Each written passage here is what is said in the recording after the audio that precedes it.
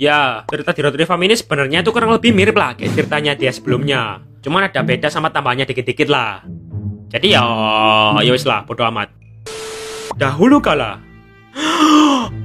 Ya, enggak dahulu banget.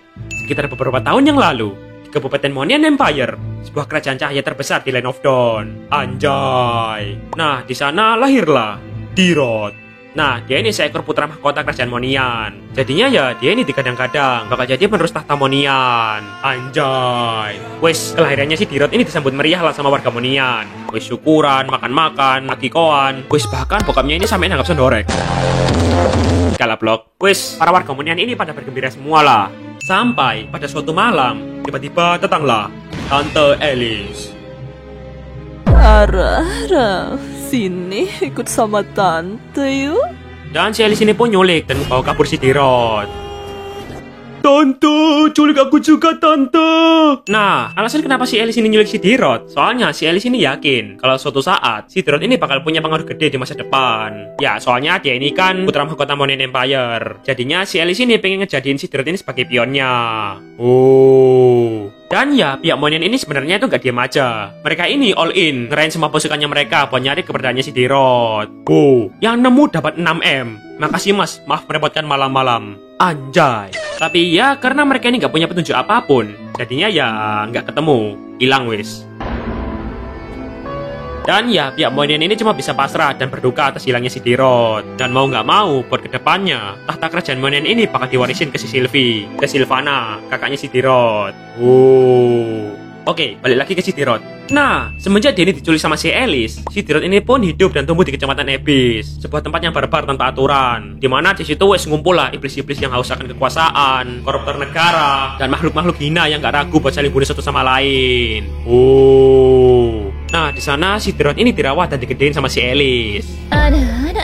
Dan beberapa kali dia ini juga sempat dilatih gelut sama Thamus, sesosok iblis dari Fire Tribe, sang Lord Lava. Anjay. Lah terus yang ngasih susu ke Dirot siapa, Bang?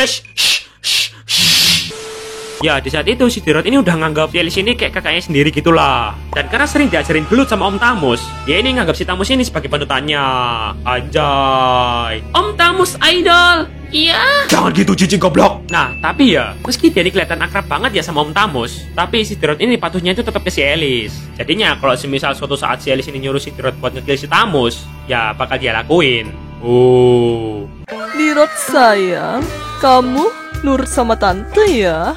Kalau kamu nggak nurut, ntar tante nggak kasih jatah susu loh. Dan ya, buat sekarang si Dirot ini nggak punya ingatan sama sekali tentang dirinya di masa lalu. Kalau sebenarnya dia ini adalah Pangeran Monian Empire.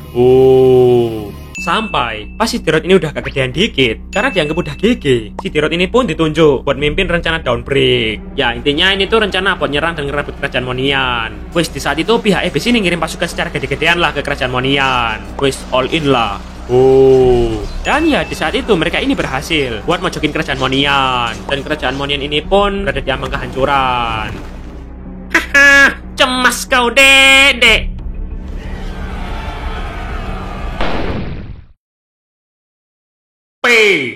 Ya, tiba-tiba muncullah Naruto.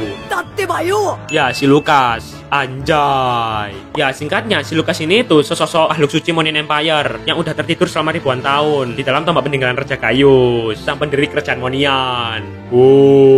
Ya, buat cerita lengkapnya si Lukas, kalian bisa lihat lah di asal-usulnya si Lukas, oke? Oke, lanjut. Nah, di ambang kehancuran Monian Empire, di saat itu si Sylvie ini berhasil buat ngelepas segelnya si Lukas dan ngangkat tombaknya si Raja Gaius. Dan di saat itulah si Lukas ini ngasih buff ke para prajurit yang tersisa ini dengan berkah kekuatan Raja Gaius. Dan seketika mereka ini pun berubah menjadi pasukan Lightborn. Anjay. Dan dengan kekuatan Lukas, si Sylvie dan pasukan Lightborn, mereka ini pun berhasil comeback dan ngedorong si Dirot dan pasukan iblisnya ini kembali ke Abyss. This is Sparta! Nah, sebelum si Dirot ini jatuh ke jurang Abyss, dia ini gak sengaja meet and greet sama si Sylvie. Yang gak lain, dia ini adalah kakak kandungnya.